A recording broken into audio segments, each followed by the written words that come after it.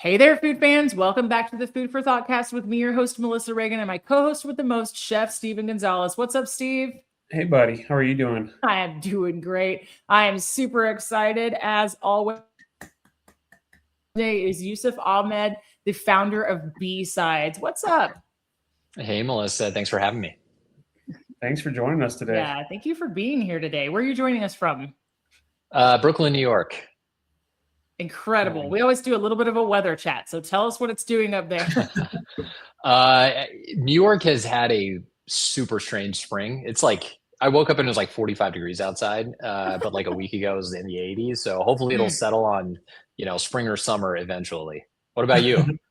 Yeah, it's about the same here. So it's in the 60s in North Carolina currently, but I am extremely cold intolerant. So believe it or not, I have heat on in the house. Can't Nice. help. I believe it. I believe it.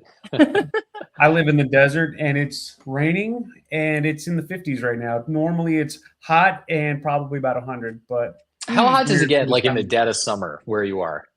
I have seen my truck get as high as 112, 113. Oh my God. But like outside it's probably like about 106. So yeah, it gets pretty hot out here. Okay. Yeah, I grew up in Atlanta and it's, it can be awful. The humidity, though. Yeah. Walking through soup.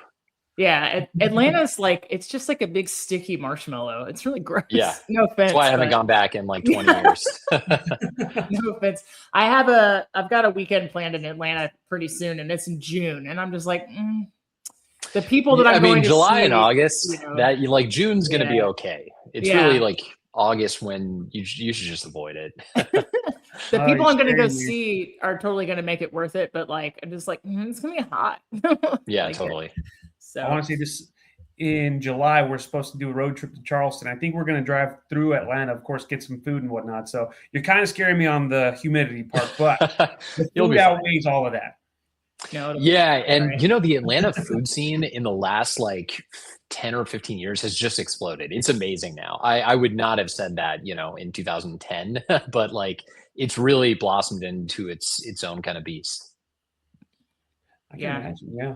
I really love both the idea and the reality that a lot of cities are up and coming with their own food scenes. Like just several episodes back, we talked to a chef in Milwaukee, and of all places, Milwaukee has like a huge food scene and a lot of Michelin contenders and everything else. So I love the fact that we're seeing a lot of cities come onto that list and into the zeitgeist and into everybody's culinary awareness that really weren't always there, right? Like you always have your heavy hitters like New York, Dallas, Houston, but it's just like now some other cities are seeing their comeuppance, and I like it.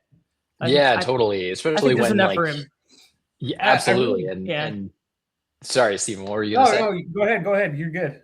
When like some of these towns have their own kind of local specialties that are unbeknownst outside of, Milwaukee or whatever it might be. When those become like that dish gets adapted and modernized and becomes a hit, and then you see it start popping up all over the United States. So I'll give you a great example, right? So huge pizza fan, obviously living in New York.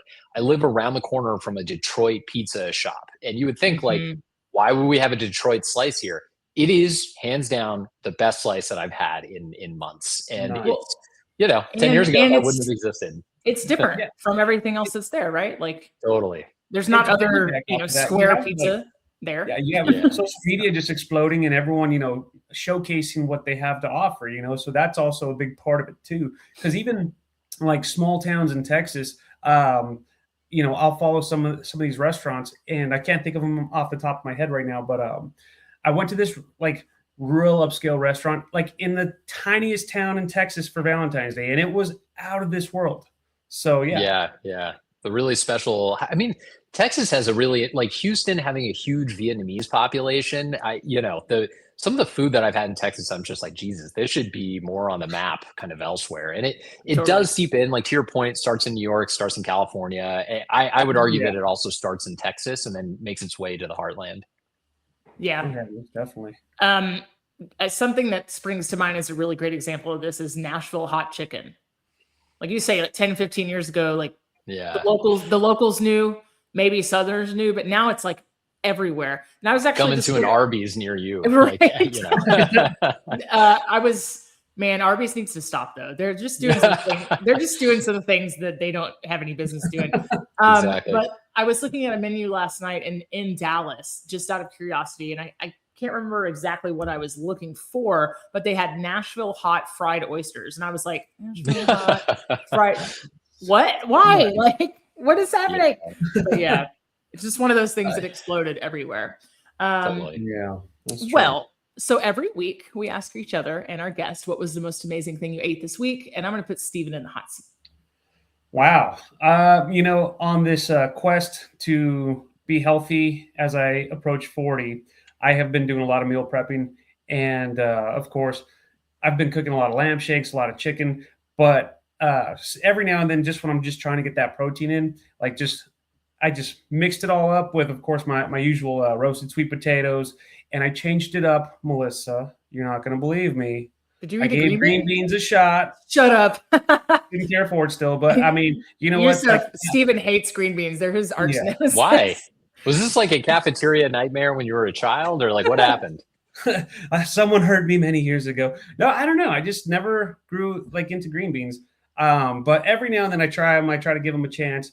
When I say every now and then, I mean like once a decade, Mm-hmm. But just what really saved it was, the fattiness of that lamb shank. And of course, you're eating like really good lean chicken breast and whatnot. And like all those flavors together wasn't bad. Didn't suck, So I'm going to say that. That's the bar. Didn't suck. Yeah. That's the like I said, we're about right hey, there. good for you though. Have you ever seen those videos where people are like trying to have like a Brussels sprout? They're just like, they're not having it. I wasn't there, but You were I'm doing close. better, man. Yeah. Well, I'm glad, we all grow and evolve. So maybe we'll talk in another 10 years and maybe they'll become kind of your best buddy. No, I don't know. You can ask Melissa. I'm also not a pickles person, but over the years, I'm eating more dill. I'm having more pickles. Yeah.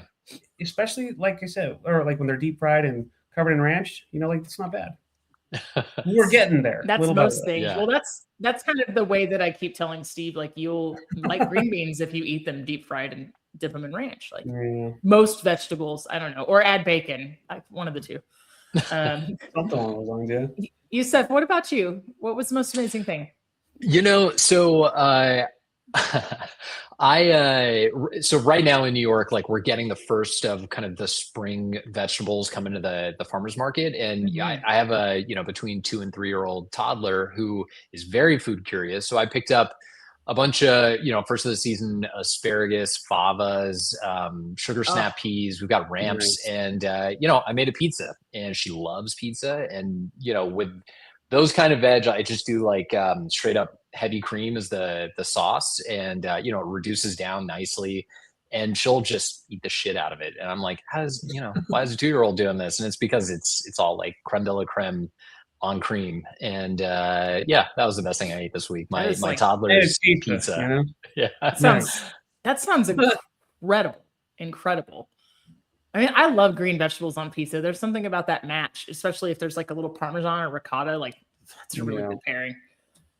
Whip ricotta with heavy cream to make it like more spreadable. I really hate it when people just try to like pipe like a little, like it throws off the balance of the slice. In a food processor and like aerate it, and that blade will cut through there, but it really it gives it like this creamy, and like if you hit it with like a little lemon zest and black pepper, and then that's the move. Green peas. Oh, it sounds making me hungry right now. I just had the 3rd serving of the most amazing thing I ate this week because I ended up meal prepping it. I had recently canned orange marmalade, and I had some that didn't quite set, and I ran out of jars. And so I just have a container in the fridge. It'll be good in there forever. But I went ahead and cooked it down just a little bit more to activate the natural pectins. And I ended up using it as the base with chili crisp and gochujang to make orange pork. Nice. It was phenomenal. So what cut of pork? I had shoulder, but it was ground, like smaller than stew. So kind of like for like, ground hamburger, for lack of a better, but like little onions, green bell pepper, kind of a melange of ingredients like carrot, celery, onion. I was just kind of doing like freezer clean out. I put it over some sticky rice. It's really, really, really good. Perfect. Like, soy, sesame, ginger, the whole 9, but the orange marmalade and all that like zest and pith in there and like really orange flavory. So ridiculous. Yeah, nothing like it. So nothing good. like it. No, yeah. So good. Oh. I think marmalade's my favorite jelly to can because you don't have to peel anything and you barely have to cut anything. So yeah, it's like what kind of oranges were you using? Just straight up like navels? Just navel. Yeah. I got them for free, but if you can you imagine if you use like navel oranges are the best. But if you use like caracaras or if you use like blood oranges, like it would be insane. Yeah, so like for whatever reason, I was sourcing from a purveyor and like he happened to have caracaras and he had a bunch of blood orange and some of the like what's the other one? I don't know. There's like a bunch of very Valencia oranges, and I was just like, just give me one of everything, and those things are just so useful top to bottom. The zest, the juice, the literally everything. Like you can put it in sweet, savory. It's wonderful. Works. Valencia oranges have like this insane floral quality to it. And it almost verges on kind of like that bergamot, like those Earl Grey notes. And I think it's really, really intriguing. And when you asked what kind of oranges, I was immediately in my head, I was like, dude, Sumo citrus marmalade would be incredible. And it would also be like $12 a jar. Totally. The thing is, like, most people when they think of orange marmalade, it's like the stuff that you see at the Smuckers or whatever in like your local grams of sugar. But like if you really try to broaden the aperture, you can get wild with like some really amazing. And it, by the way, I think $12 is like perfectly reasonable for a jar if you're going like top shelf. Right. It's really delightful. I just don't want it to cost $12 for me to make. Fair enough. But then again, I'm greatly intrigued. Go ahead. Yeah. No. So when you have like very small children, they have no concept of what this stuff costs. They just know that it tastes amazing. So I'm like, Jesus, she just ate like $15 worth of blackberries like in one sitting, So I totally hear you on. Did that just cost me $15 to make? I totally get that. 100%. I am toying with the idea though, is I want to make a batch as we get a little bit further into the summer of like grapefruit, lime, lemon, and orange. Like I don't foresee any issue with the canning process or anything like that. I'm like, dude, that would be really cool. And then hopefully it would retain a vibrant color instead of turning like a weird beige or something weird. So the limes, just like word of caution, that will absolutely happen. Like the oxidation of the chlorophyll, like it just it's kind of but it'll still taste like lime. Like, maybe that becomes like juice. But I think, I've also been playing around with, it's going to sound so bush league, but whatever. I've been playing around with using different types of Jell-O for flavoring things where Jell-O usually doesn't go. Cake batter, cupcakes, iced tea, limeade, things like that. And so also been like putting it in yogurt with protein powder. So like, nice. But like orange Jell-O or lemon Jell-O into like plain yogurt with like French vanilla protein powder and whatever. So just get bored and I'll play around with stuff. But I think that if you made lime marmalade and you got it to be that lime green, that could be really cool. You better be careful. Yeah, though. Totally. It's going to cost about $11.50 to make. Yeah, right. That's where we draw the line. Or like 65 cents for a box of Jell-O, Yeah. I mean, on the list this summer is definitely going to be sorbet gelato. So, well, I'll see how lime green I can get and I'll send you a photo. I'm really interested in that vibrant like mint jelly color. Is super intriguing to me and also grosses me out. So. I mean, the best way that I've figured out to hack it without like going just totally artificial is spirulina, but you got to it's kind of like adding turmeric to something to make it yellow. Like you really have to be careful, otherwise spirulina flavor just takes over. It's a little dab will do you, and it's the same with like beet powder. It's just like it's really irony now. Like it really totally umami. Well, Yousuf, can you tell us how did you get involved in snacks? Like what is your culinary journey? Did you grow up cooking? What's that look like? Walk us through it. My villain origin story. So I did grow up cooking. So I'm the son of a couple of immigrants, and like immigrant, food culture is such a pervasive thing, particularly in the United States. My mom, who is all 100% Indian, but has spent the last, 40, 50 years in the South, she would make it a point to make family meals all the time. And in typical kind of immigrant fashion, one of the things that she held front and center was like, we don't waste anything. And so from like a very young age, it was just like bored into my mind that we do not throw away food. And as I kind of graduated throughout my schooling and then into my professional career, because I had immigrant parents, they would not let me go into kind of food and bev as a career choice. And so I did what any responsible, half Indian kid would do, and I went into finance. And I started my career in the music business, and then I moved over into wealth management at Goldman Sachs, where I was basically managing a bunch of super successful entrepreneurs in food tech, climate tech, ag tech, basically anything with tech. This is like 2016 till 2021. And, VC money was like falling from the sky. And I really wanted to marry kind of my love for food and what the business opportunity in front of me. One of the things that I learned was, sustainability was like a very hot topic back then. And I wanted to take it from a food angle. And it became quickly apparent to me that like most sustainability claims from like a corporate perspective were all greenwashing and rubber stamping. I'm like, what are we actually like doing in the real world that would, affect some kind of change? And the way, this is a long answer to your short question, but the way that I ended up working in a snack company is I had this idea about wanting to minimize food waste, and I didn't want to create like yet another app for how do you use up scraps in your fridge, because doing it at like the consumer level is you're not trying to change consumer behavior is not a good way to build a business. So I started to look upstream, and I really wanted to figure out how to plug holes in the consumer food system. What I mean by that is, you ever wonder what they do with the leftover oats from making oat milk, or the leftover, grinds from brewing coffee, or pressed from making juice, or, these kinds of examples exist all over the food system. And the short answer is, most of the time, all of that byproduct gets thrown away, which is crazy because it's all still totally edible and usable. And so I basically, in 2021, like planted a flag saying, I'm going to solve this problem. And, fast forward through multiple product categories and misadventures and trials, I created a snack puff that uses the leftover oats from making oat milk, the leftover corn from milling grits, and regenerative pea protein. And it comes in kind of 3 nostalgic flavors: cheddar, ranch, and jalapeno.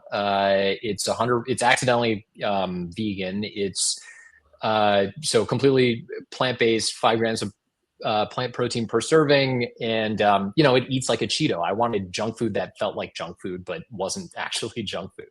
So that is a long kind of circuitous route to how I got here, but it's all kind of because family had instilled a love for food and a version of food waste. I love the idea of you like, hey, there's these couple of problems that we can solve that can then lead to like the consumer has a little bit of ownership in also solving the problem, but like you said, like not expecting that 1000% behavior change. Like it's a far cry from like, let's cut the plastic ring so that a duck's neck doesn't get cut, caught in it, right? Like, which is important, right? But it's a little ripple in the universe. And I love that you bring up greenwashing, because I often think about something like almond milk, which I don't know would fit because it would have like one of the top 9 allergens. But when you think about how wasteful that process is, and how much water it takes, and how much soil it takes, and everything else, and I drink almond milk because I like it. But like I just think like what an amazing approach to trying to get something out there into the mainstream. And what I love about the press kit that got sent over was that you were like, the sustainability is not the tagline, right? Like, I think it's really incredible to be like, yeah, does it taste good? Because also like, tofu is sustainable, but I don't like eating it raw, right? Like, you know what I mean? Like, there's a lot of things that are good for you or good for the planet that aren't necessarily enjoyable in their base form, right? Like, totally. It's also like, you know, it's just not how consumers make choices. So like if you find yourself at a grocery store or a gas station, you're not looking at the snack aisle thinking like, what is the most sustainable option I can choose here, right? Like, so trying to make it seamless and have it live in the background, and it's, you know, from a consumer perspective, it's a free gift with purchase. But like what I'm trying to do solves all these environmental problems, and there's like an economic story, right? Because if all these people are throwing out these leftovers and I can use them to create the bulk of the product, like I can take my margins and really like start to juice them when you're operating at scale, because I don't have to, you know, source all of those ingredients for the puffs, right? So it's a win-win-win.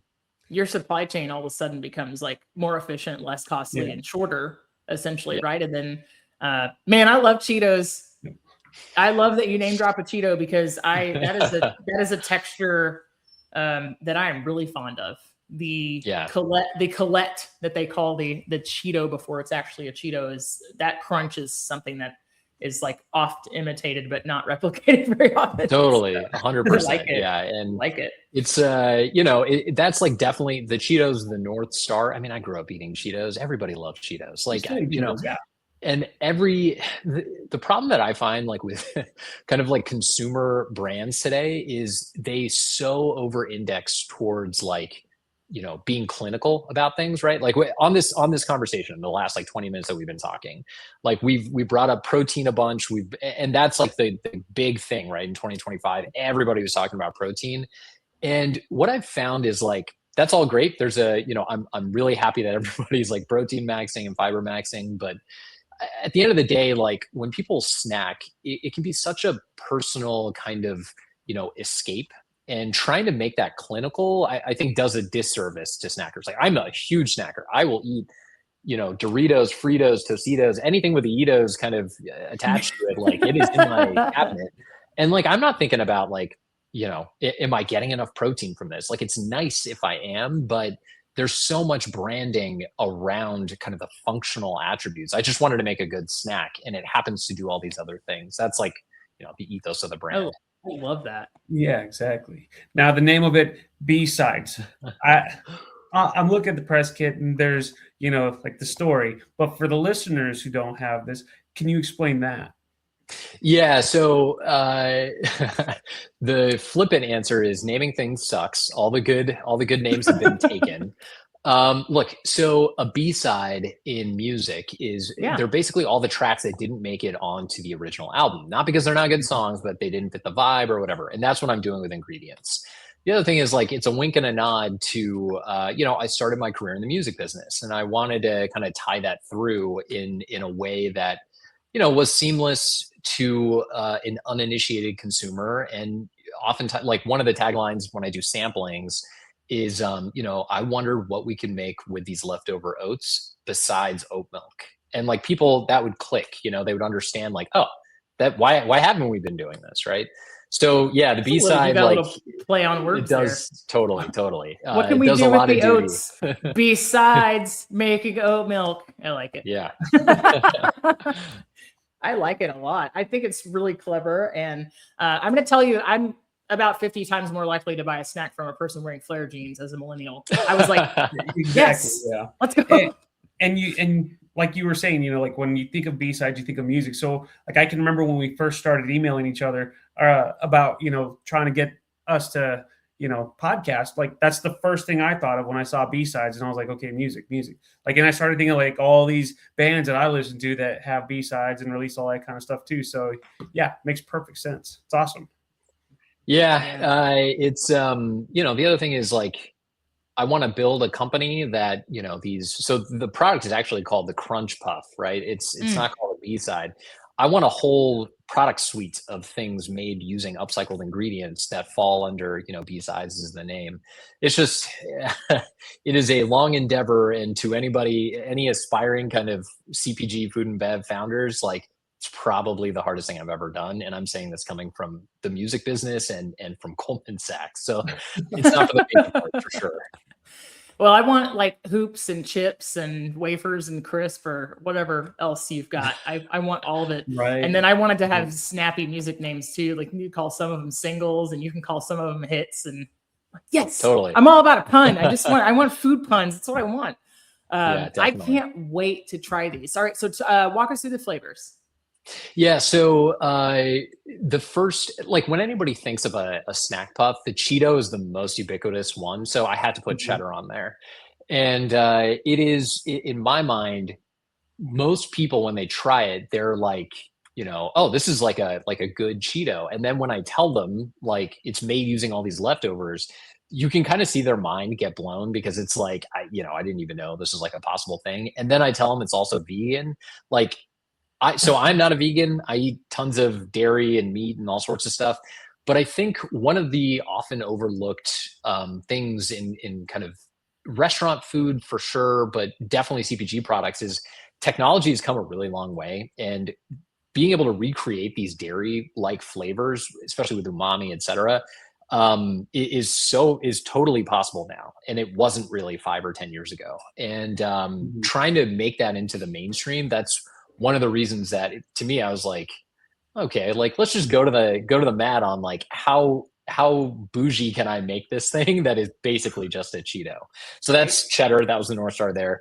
Ranch is like to me as a kid eating a bag of Doritos Cooler Ranch like next to my mom on like a road trip. That is like a core childhood memory.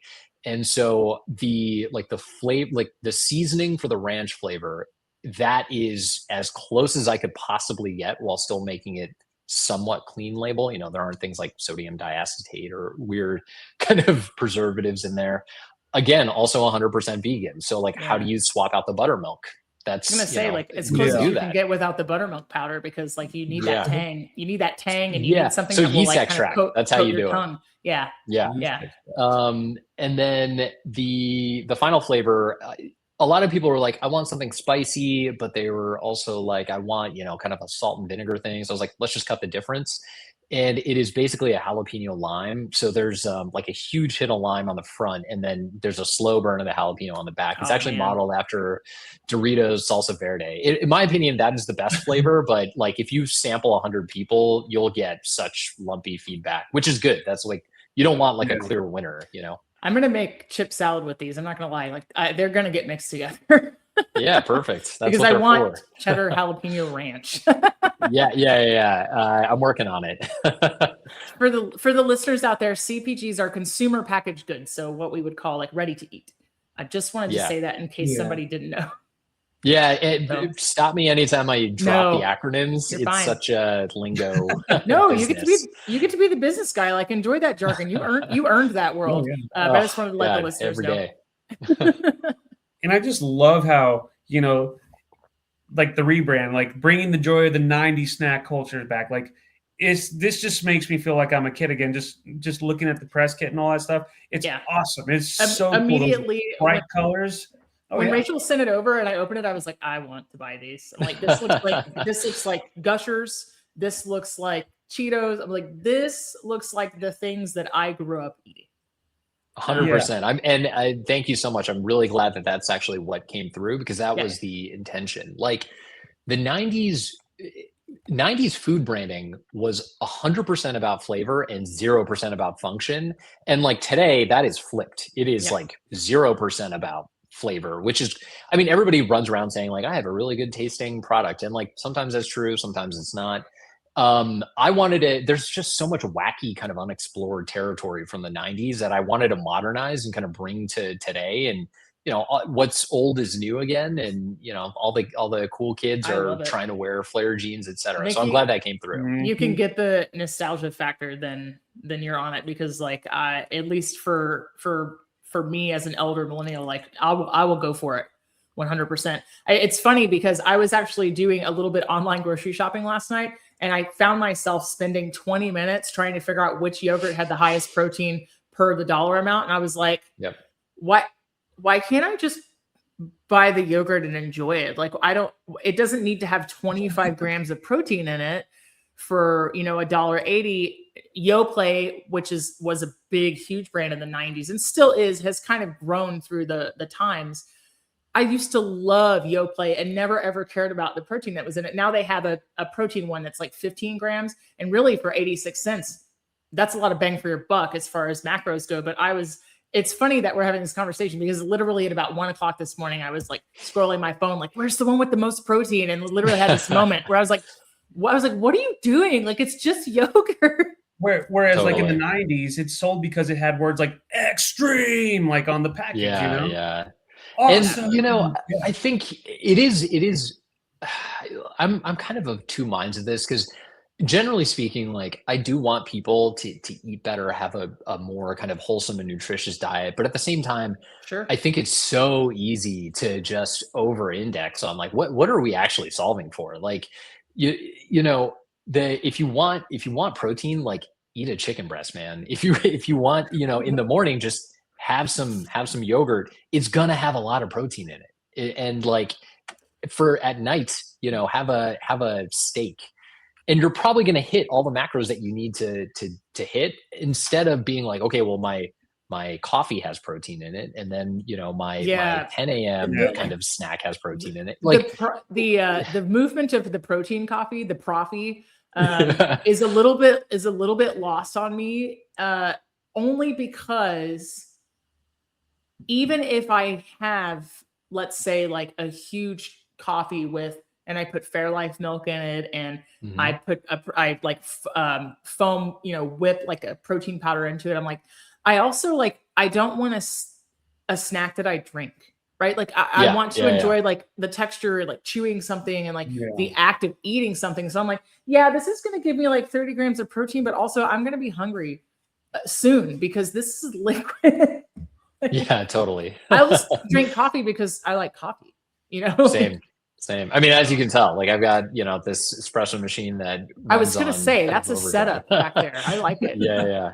Yeah, I mean, in my house, like it's almost all about flavor, not about function. And then I just happen to, you know, living in New York, like I just have access to the most insane kind of purveyors and, you know, produce, seafood, etc. So it's a little unfair, but it's also, you know, it makes it easier, especially when you have kids. Like, let's eat the rainbow and have a variety of things. And it makes it so much easier with them. Like my daughter's not clamoring for, you know, mac and cheese and chicken nuggets all the time, because like she wants the good stuff. Like she looks at what my wife and I are eating and was like, I want that. And it's, you know, I don't know, makes it easier.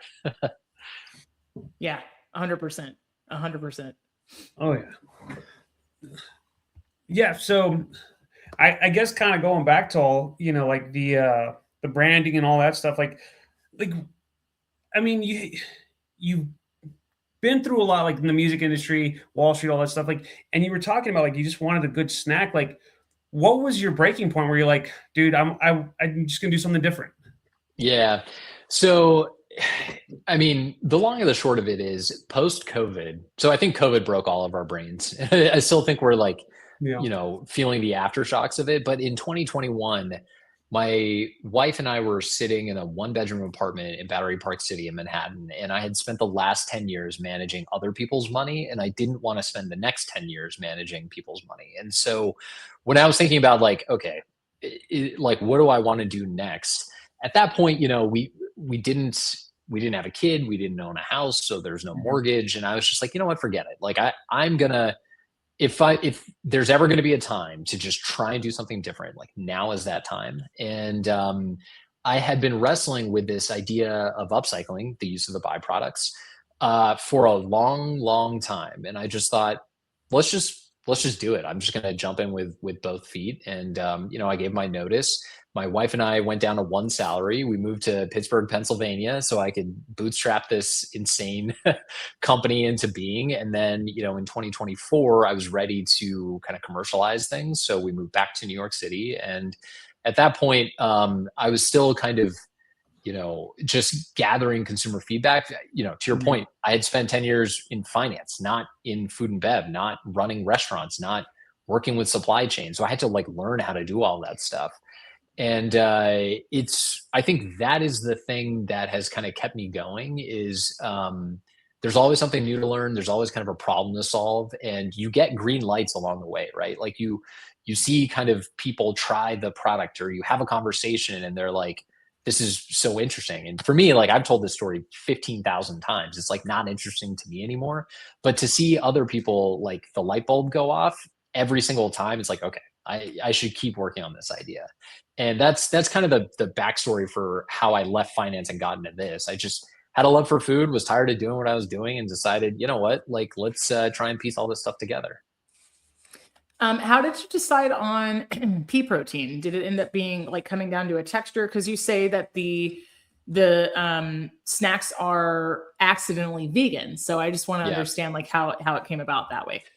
So pea protein, there's a couple of different reasons. One, by using peas, the puffs are now a perfect protein in the sense that they've got all the essential amino acids. You've got, so oats, corn, and peas, you kind of need that trio. Like if you just do two kind of like three, rice and beans together, right? Like you've got to fill in all the gaps. Yep.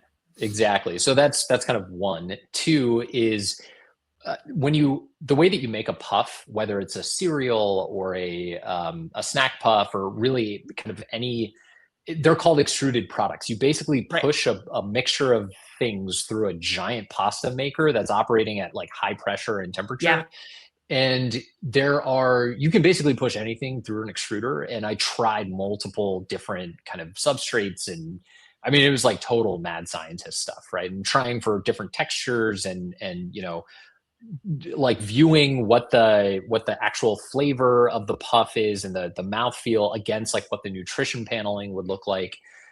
Like it just came down to, this is the cleanest, tasted least like protein, and I did the whole complete protein angle when trying to complete the macros. The other thing is peas they work really well in extrusion. They kind of bind everything else well. So the texture of the pea protein versus using something like, I don't know, tapioca fiber or some other kind of thing to bind everything, it's just a better product.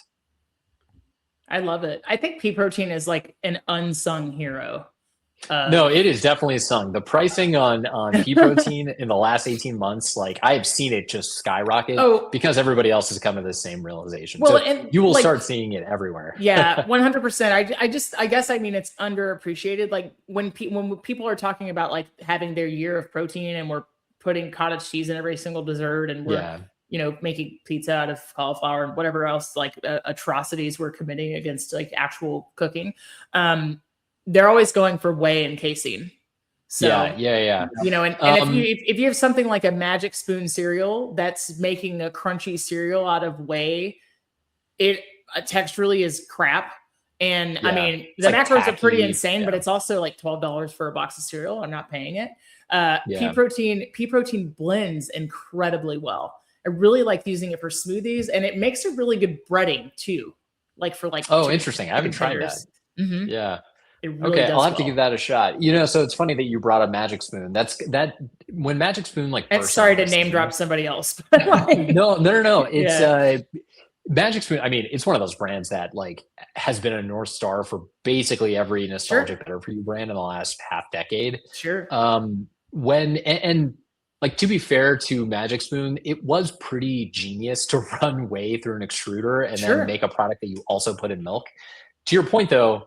I fucking hate Magic Spoon, man. Like I eat it because it's rough, my kid wants to eat it. Yeah, totally. Yeah.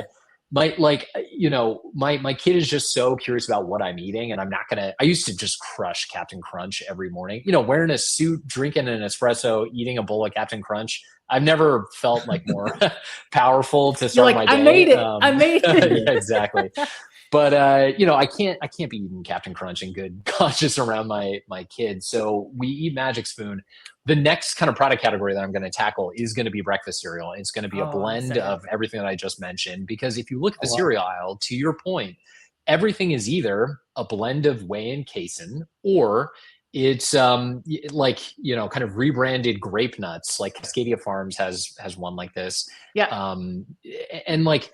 There's an angle wide open where it's a nice blend of grains that's going to do something, just as well as Magic Spoon. It just happens to have, grains in it, which are not bad inherently. My typical approach to breakfast cereal tends to be that I will cut whatever breakfast cereal I want to eat, which for like the past 7 months has been Lucky Charms. I've just been on a kick. I love it. But I'll cut it half and half with Special K. And then I'll use the ultra filtered Fairlife milk, and I will blend unflavored casein whey protein powder into that milk. So like soup it up.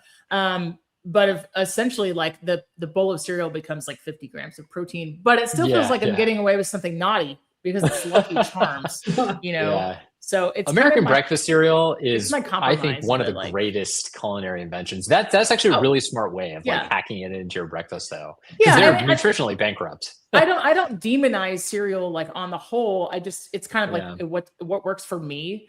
And I want something sweet every once in a while, but I don't want it to be a complete sugar bomb, because if I had my way, it would be like Pops every day. They're glazed.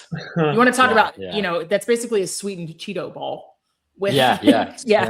So, dude, corn is the best thing to put through an extruder. It is sweet. It really There's like hits of umami. It is delightful. Yeah. Not wrong there. Now, it's for everyone listening, go ahead. No, I was just saying it's so tasty. Oh yeah, no, totally. Yeah. Now, for everyone listening, like where can people pick up B-sides? So we ship nationwide via both my website, on Amazon, on TikTok Shop, on Instagram, on Facebook. You know, just search for B-side snacks or enjoy B-sides. I am very, very, very painfully slowly doing a retail rollout. We'll be in over 700 doors across the Northeast by the end of summer, probably. But like for anybody who wants a peek behind the curtain on consumer packaged goods or food and bev, like there's this crazy ecosystem in which like getting on shelf at a grocery store is actually not the hard part. The hard part is getting off shelf. You are measured basically on units per SKU per week. That's called velocity.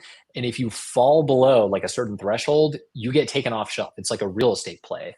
And if nobody knows your brand and you're walking, you know, and you're shopping at a Piggly Wiggly in Nebraska, and like the brand's sitting there for 6, 8, 12 months, you're just wasting money by putting product there, paying fees to be there, and nobody buys the product.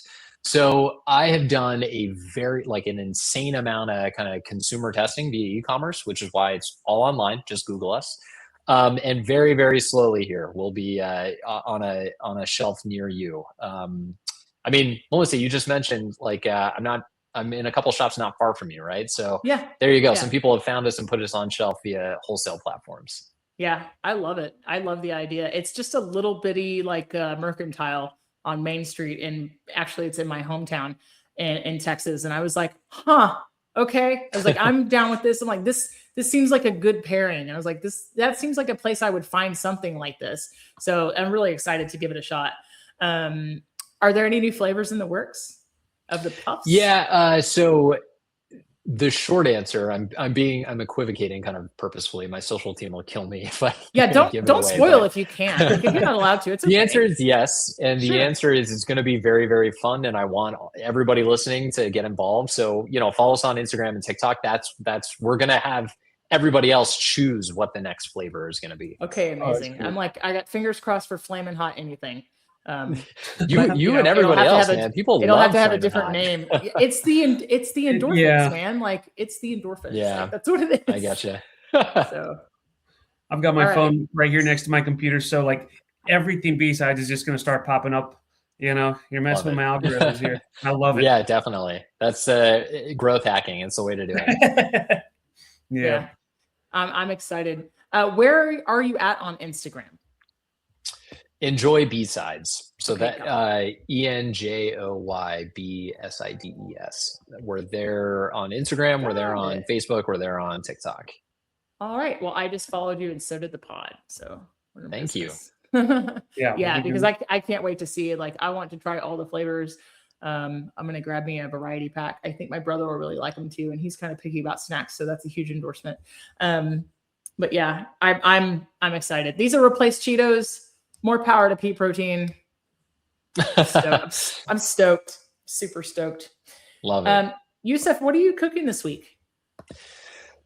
Let's see. What am I cooking this week? So I think I mentioned like spring is sprung, and I'm Mhm. like a fat kid in the candy store when I go to the farmer's market. Like just every bag of overwintered broccoli rabe or overwintered spinach or ramps and fiddleheads, morels are coming in season. So I'm probably going to do all sorts of different, I don't know, pasta, risotto. I love making pizza, so we're probably going to do a bunch of pizzas. Yeah. What else? I mean, I could just keep going on and on. So like, let's What just leave it at that. what's your go-to pizza crust?